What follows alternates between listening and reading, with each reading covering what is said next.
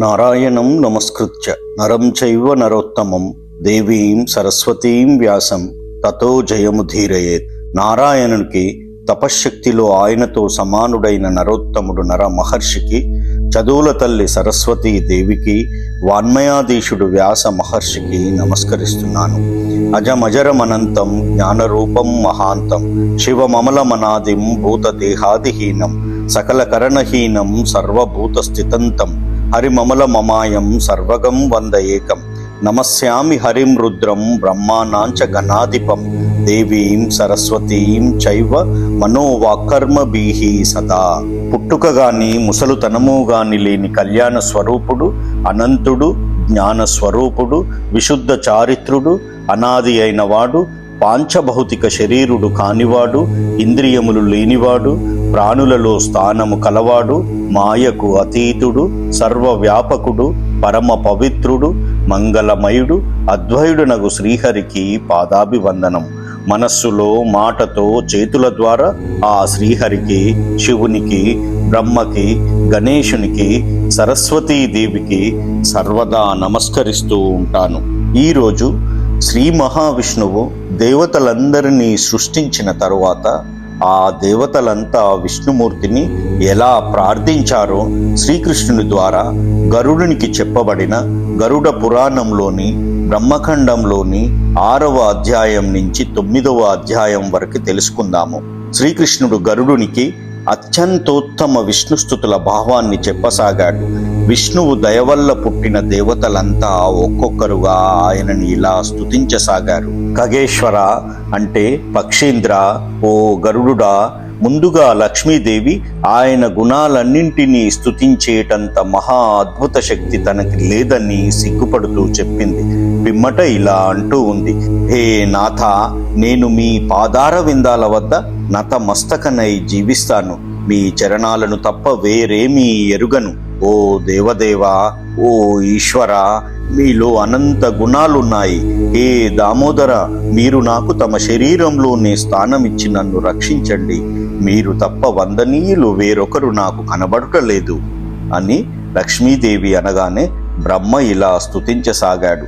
హే లక్ష్మీపతే, జగదాధార, స్వరూప విశ్వమూర్తి, మీరు జ్ఞాన మహాసాగరము, నేను అజ్ఞానిని.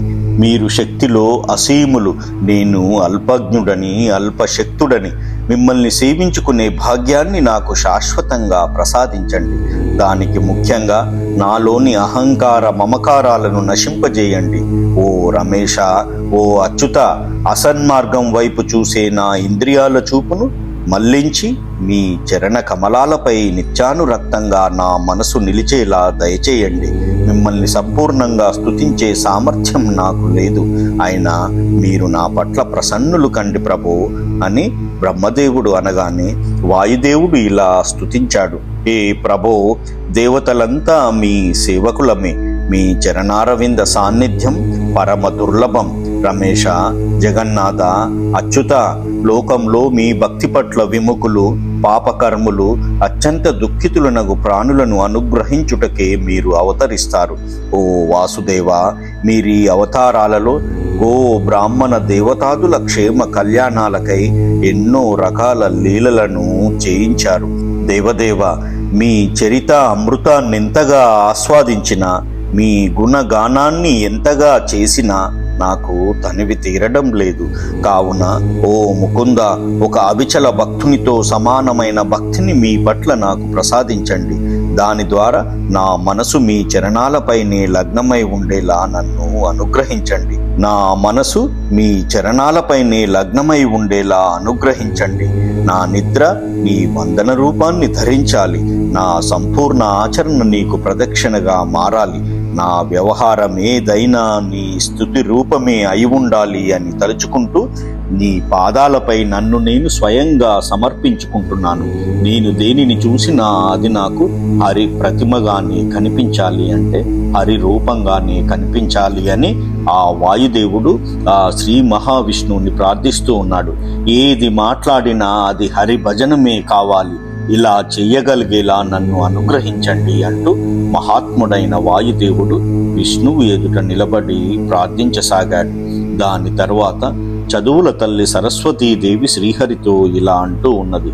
హే మురారి, హరి, భగవన్, నిన్ను స్తుతించి తన పదజాలంతో సంతృప్తులైపోవు రసజ్ఞులందరూ భాషకందని కవితలో ఇమడని మహత్వం నీది.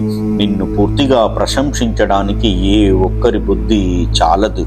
స్వామి, నిజమైన భక్తులు నీ గుణానువాద కీర్తనము తమ చెవులకు సోకగానే దేహానురక్తి, ఇల్లు, ఇల్లాలు, పిల్లలతో సహా అన్నీ మర్చిపోతారు. అంత గొప్ప భక్తితత్వం భవత్ ప్రసాదం. ఏ జగన్నాథ, అనంత మహిమ సనాథ, వేద ప్రతిపాదితమైన నీ స్వరూపము లక్ష్మికైనా, వాయుదేవునికైనా, చతుర్ముఖ బ్రహ్మకైనా కొంతే తెలుసుగాని అంత అవగతం కాలేదు. అలాంటిది నేననగా ఎంత, నా స్తుతి అనగా ఎంత. కావున ఓ స్వామి, నన్ను రక్షించి నా జ్ఞానాన్ని పెంచండి, అప్పుడు నేను స్తుతించగలనేమో అంటూ ఆ సరస్వతీదేవి ప్రార్థించింది. పరబ్రహ్మ, లక్ష్మీశ, హరి, మురారి, నీ గుణాలలోనే నిత్య శ్రద్ధాలులై ఆ గుణగానాన్ని గావిస్తూ జీవించేవారు సాంసారిక అసద్విషయాల అయోమయంలో చిక్కుకున్న తమ బుద్ధిని విరక్తి వైపు మళ్లించుకొని సంసారం నుండి విరాగులై నీ భక్తి వైపు సరాగులై ఆ భక్తి బలంతో నీ ప్రసన్నతకు పాత్రులు కాగలరు.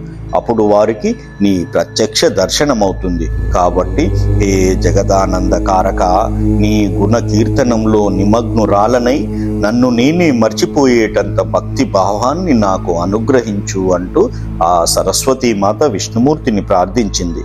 తరువాత పక్షీంద్ర, సరస్వతీదేవి ఇలా పలికి మౌనం వహించగానే ఆదిశేషువు చేతులు జోడించి ఇలా అంటూ ఉన్నాడు. హే ప్రభో వాసుదేవ, నీ చరణ కమల మహిమను బ్రహ్మరుద్రులు గరుత్మంతుడే పూర్తిగా కనుగొనలేకపోయారు. ఇక నేననగా ఎంతయ్యా, నేను బహు సామాన్యుడను కాబట్టి నన్ను రక్షించు ప్రభు అంటూ ఆ గరుత్మంతుడు విష్ణుమూర్తిని ప్రార్థించాడు. అంతటా శివుడు అంటే రుద్రుడిలా ప్రార్థించసాగాడు. హే భూమన్, హే భగవన్, మిమ్మల్ని ఎలా స్తుతించాలో కూడా తెలియనంత అజ్ఞానిని నేను. మీ కళ్యాణకరములైన చరణ కమలాలపై నా భక్తి స్థిరంగా ఉండేలా కరుణించండి. మీలోనే నాకు స్థానమిచ్చి నన్ను రక్షించండి అంటూ ఆ శివుడు ప్రార్థించాడు. తరువాత దేవతలకు రాజైన ఇంద్రుడు ఇలా స్తుతించసాగాడు. ఓ దేవదేవ, మిమ్మల్ని స్తుతించుట ఎవరి వల్ల అయ్యే పని కాదు. ఎందుకంటే మీ స్వరూపాన్ని మేము చూస్తున్నామనుకుంటున్నాము. మీ గుణాలను, మహిమలను మాకు తెలుసనుకుంటున్నాము. ఈ కనిపించేదానికి, అనిపించేదానికి 100,000 రెట్లు ఎక్కువ అయిన మీ నిజ స్వరూపం మాకు తెలియదు. మీరు చూపిన అర్థం కాదు. అయినా మేమెందుకు స్తుతిస్తున్నామంటే అందులో మీ నామోచ్చరణ ఉంటుంది కదా అని. మీ పేరు తలచినా చాలు మదిలో పొంగుతాయి శతకోటి భక్తి తరంగాలు. అవి పుణ్యప్రదాలు. బ్రహ్మరుద్రుల స్థాయిలో కాకపోయినా అందరము నీ నామాన్నే జపిస్తాము. మమ్మల్ని అనుగ్రహించు అంటూ ఇంద్రుడు స్తుతించాడు. తరువాత ఇంద్రుని భార్య అయిన సచీదేవి ఇలా అంటూ ఉంది. ఏ జగదానంద సంధాయక, వజ్ర, అంకుశ, ధ్వజ, కమల చిహ్నతములైన మీ పాద పద్మాలపైనే నా చింతన నిత్యం జరుగుతూ ఉంటుంది. ఈశా, మీ చరణ రజాన్ని నేనెప్పుడూ స్మరిస్తుంటాను. ఏ కృపాలో భక్తవత్సల, మీరే నన్ను రక్షించాలి అంటూ సచీదేవి ప్రార్థించింది. అంతటా రతీదేవి ఇలా ప్రార్థిస్తూ ఉంది. నర రూపాన్ని ధరించి లోకాలను కాపాడే అవతారమూర్తి, ప్రస్తుతం నీవు నీ సేవకులపై దయను కురిపించడానికే అట్టి మాకు దర్శనమిచ్చావు. నీ ముఖార విందాన్ని కనులారాగాంచిన నేను ఇక దానినే ధ్యానిస్తూ ఉంటాను. కుంచిత కేశ రాశి సుశోభితము, బ్రహ్మ లక్ష్మి రుద్రాది దేవ సంస్తుత్యము, శ్రీనికేతన సదృశమునగు నీ నగుమోమునే మనసులో పెట్టుకొని నిత్యము స్మరిస్తూ ఉంటాను. నీ భక్తురాలినగు నన్ను రక్షించు అంటూ రతీదేవి ప్రార్థించింది. తరువాత దక్ష ప్రజాపతి ఇలా స్తుతించసాగాడు. భగవన్, మీ చరణోదక రూపమగు పవిత్ర తీర్థాన్ని నేను నిత్యము స్మరిస్తూ ఉంటాను. అది బ్రహ్మసేవితం కూడా. బ్రహ్మాది దేవతలందరూ దానికి నమస్కరిస్తారు. ఆ తమ పాదోదకమే గంగానదిగా రూపొంది శ్రేష్ఠ తీర్థమైనది. తమ పవిత్ర పాద ధూళితో కలిసిన గంగ అశివాన్ని కూడా శివము చేయగలదు. అందుకేనేమో పరమేశ్వరుడు ప్రేమగా గంగను నెత్తిన ధరించి తాను గంగాధరుడనని సగర్వంగా చెప్పుకుంటాడు. హే కరుణేశ, మీ కృపావతారాన్ని వీక్షించే భాగ్యం ఇచ్చిన నాకు దానిని స్తుతించి తృప్తి నొందే శక్తి లేదు.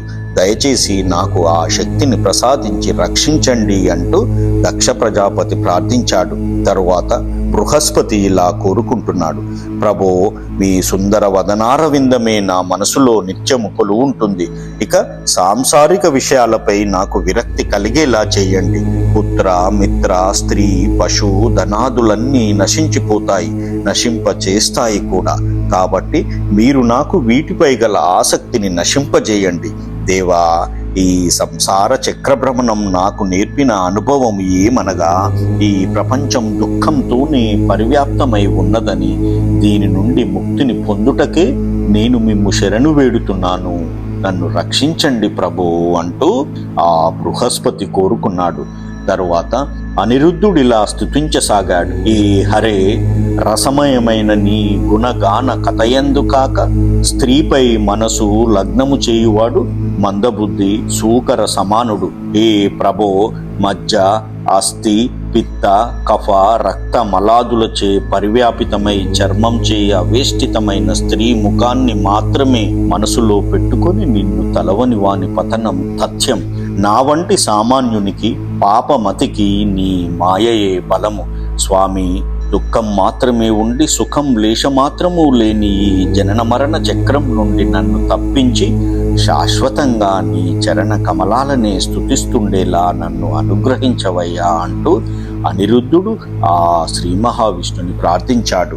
స్వయంభువ మనువిలా ప్రార్థించసాగాడు: హే దేవా, మిమ్మల్ని స్తుతించడానికి ప్రయత్నిస్తే చాలు, ఇక గర్భదుఃఖం అనగా పునర్జన్మ ఉండదు. మీ యొక్క ఈ కృప వల్లనే నాకు పరమ పూజ్య పదవి ప్రాప్తించింది. నా కర్తవ్య నిర్వహణలో నన్ను కాపాడండి ప్రభు అంటూ ఆ స్వయంభువ మనువు ప్రార్థించాడు ఆ విష్ణుమూర్తిని. తరువాత వర్ణదేవుడు, అంటే వర్షాన్ని ఇచ్చేవాడు, ఇలా ప్రార్థించసాగాడు: ఏ ప్రభో, మీ ఇచ్చల వల్ల రచింపబడిన దేహమనే ఇంట్లో దిగి పుత్ర, స్త్రీ, ధన ద్రవ్యాలపై మోహం పెంచుకొని ఇవి నావి అని నేను వీరివాడను అనే అల్పబుద్ధి జన్యమైన అహంకార మమకారాలతో ప్రాణి దుఃఖంలో మునిగిపోతూ ఉంటుంది. నాకటువంటి దుర్గతి పట్టకుండా నన్ను కాపాడండి ప్రభు, మీ చరణాల దాస్యాన్ని నాకు దానం చేయండి అంటూ ఆ వరుణదేవుడు ప్రార్థించాడు.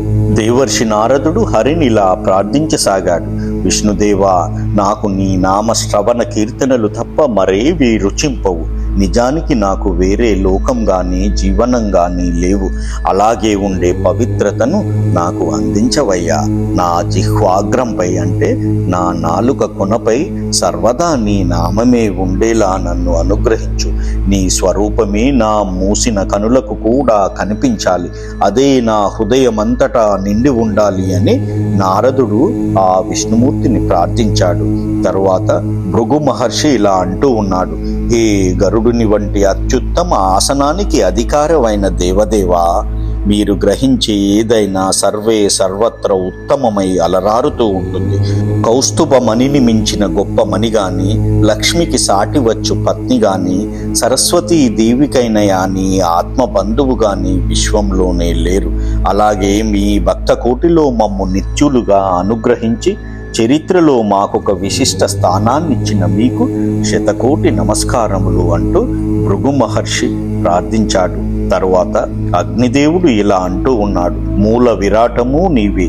నీ తేజాంశ వల్ల నేను తేజస్వినైనాను. నీవిచ్చిన ఆద్యశక్తి హవ్యంతో హవ్యవాహునిగా పవిత్ర స్థానాన్ని పొందాను. నీ అంశతో జఠరాగ్నిగా మారి మానవ ఉదర స్థితుడనై వారి జీవరక్షకుడనగుచున్నాను. నీ అనుగ్రహం లేకుంటే ఈ అగ్నియే లేడు. నిన్నెంత స్తుతించినా నాకు తృప్తి కలగదు విష్ణుమూర్తి అంటూ ఆ శ్రీ మహావిష్ణుని అగ్నిదేవుడు ప్రార్థించాడు. తరువాత ప్రసూతి ఇలా అంటూ ఉన్నాడు: ప్రభు, నీ నామము యొక్క అర్థాన్ని కనుగొనుట అనేదే మోహం వలె పరిణమించి అందులో మునిగిపోయి ఉండే మహర్షులకు నీ దర్శనమే జీవిత పరమావధి. నీ దయ వల్ల నేను ఆ దశకు చేరుకున్నాను. దేవతలు కూడా భయ గౌరవ సంభ్రమాలతో పూజించే మాందాత, ధ్రువుడు, నారదుడు, భృగు మహర్షి, వైవస్వత మనువు మున్నగు మహనీయులే నిన్ను స్తుతించి సంతృప్తి చెందలేకపోయారనగా నిన్ను స్తుతింప నేనెంతటి వాడను ప్రభు అంటూ ప్రసూతి విష్ణుమూర్తిని ప్రార్థించాడు. తరువాత బ్రహ్మపుత్రుడైన వశిష్ఠ ప్రజాపతి అంటే వశిష్ఠ మహర్షి ఇలా ప్రార్థించసాగాడు. విధాత పురుషునకు వందనము, అసత్ స్వరూపాన్ని అంతమొందించే దేవునికి నమస్కారము. నాథా, నేను నీ చరణ కమలాలపై నిత్యం నా మస్తకాన్ని వంచి జీవించదలుచుకుంటాను. ఓ వాసుదేవ భగవన్, నన్ను సదా రక్షించు అంటూ వశిష్ఠ మహర్షి ప్రార్థించాడు. తరువాత అంగీరా మహర్షి ఇలా స్తవనం చేశాడు. ఏ నాథ, మీ అనంత బాహు, అనంత చక్షు, అనంత మస్తక సంపన్నమైన రూపాన్ని చూడడానికే నేను అసమర్థుడనవుచున్నాను. వేల ముకుటాలతో అలంకరింపబడి బహుమూల్యములైన అనేక అలంకారాలతో సుశోభితమైన మీ అనంత జ్యోతిర్మయ దివ్య స్వరూపాన్ని స్తుతించుటకు నాకు సామర్థ్యం చాలట్లేదు. నన్ను రక్షించండి ప్రభువు అన్నాడు. తరువాత పులస్య బ్రహ్మ ఇలా స్తుతిస్తూ ఉన్నాడు. హే భగవన్, మీ ఉపాసకుల కోసం ఏ దివ్యమంగళ స్వరూపాన్ని ధరిస్తారో ఆ భువనమంగళ కార్యగు రూపంతోనే నాకు దర్శనమివ్వండి. ఈ రూపియగు మీకు నమస్కారము. నరకం నుండి నాలాంటి వారిని మీరే రక్షింపగలరు. మీ స్తుతి మంగళదాయకము. నేను యథాశక్తిగా మాత్రమే చేయగలను. నన్ను రక్షించండి ప్రభు అన్నాడు. తరువాత పుల మహర్షి ఇలా స్తుతించసాగాడు. సగుణోపాసనలో భగవంతునికి స్నాన, ఉత్తమ వస్త్ర, క్షీర, ఫల, పుష్ప, భోజ్య పదార్థాదులను ఆరాధనాపూర్వకంగా సమర్పించుకుంటారు. నిర్గుణోపాసకుడైన నేను నిష్కామ బుద్ధితో నా జీవన జ్యోతిని నీ నిష్కామ రూపరహిత భావానికి సమర్పించుకుంటున్నాను. తరువాత మహాముని క్రతువు ఇలా అంటూ ఉన్నాడు. హే భగవన్, శరీరం నుండి ప్రాణం విడివడి బయటకు పోతున్నప్పుడు మీ పేరును స్మరించడమే దుఃఖ నివారణకు మార్గం. అది అనేక జన్మలలో చేసిన పాపాలన్నింటినీ నశింపజేయగలదు, ముక్తిని ప్రసాదించగలదు.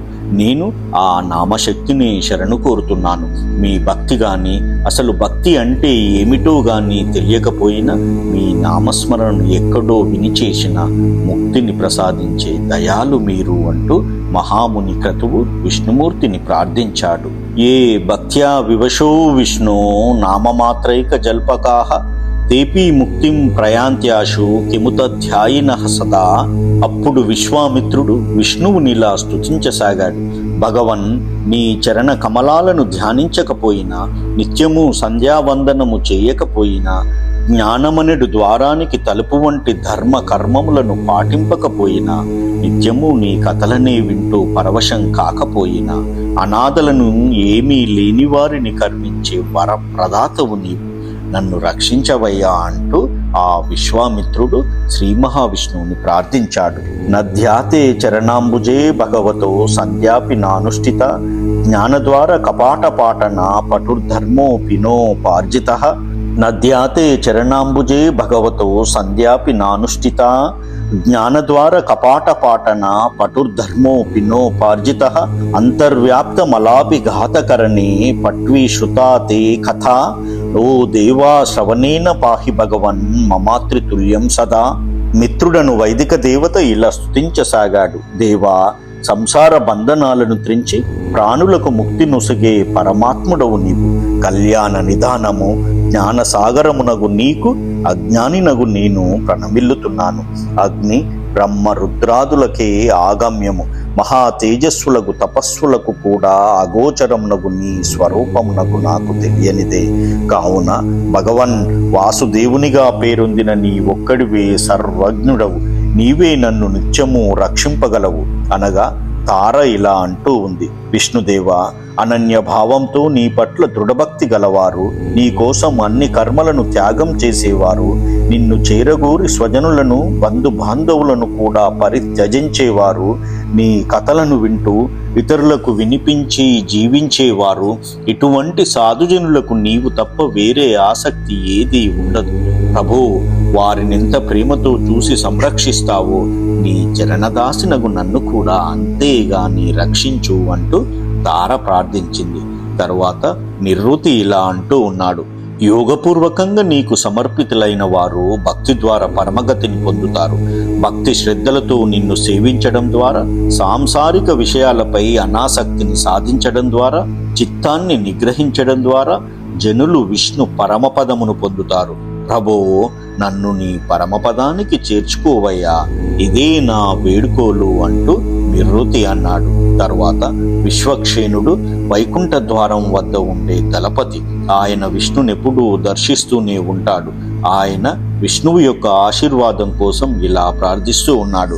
స్వామి, పూర్ణానంద స్వరూపుడవైన శ్రీకృష్ణ పరమాత్మ మీ ప్రతిరూపమై మోక్ష ప్రదాత యగుచున్నాడు. నేను మీ కృప వల్ల అపరోక్ష సాధన రూపమైన పరమభక్తిని సాధించాను. గురువుతో మొదలుపెట్టి బ్రహ్మాండమందున్న సాధువులందరినీ మీరు ప్రసాదించిన బుద్ధి వల్ల సేవించుకున్నాను. వారి పట్ల నాది నిష్కపట భక్తి. అలాగే మిమ్మల్ని చేర్చగలిగే తులసిపై అఖండ ప్రీతి నాది.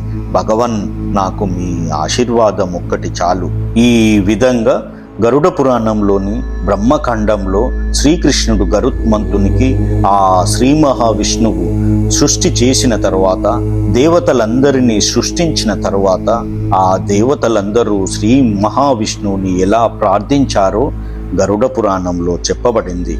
ఓం నమో నారాయణాయ, ఓం నమో నారాయణాయ, ఓం నమో నారాయణాయ, ఓం నమో భగవతే వాసుదేవాయ, ఓం నమో భగవతే వాసుదేవాయ, ఓం నమో భగవతే వాసుదేవాయ.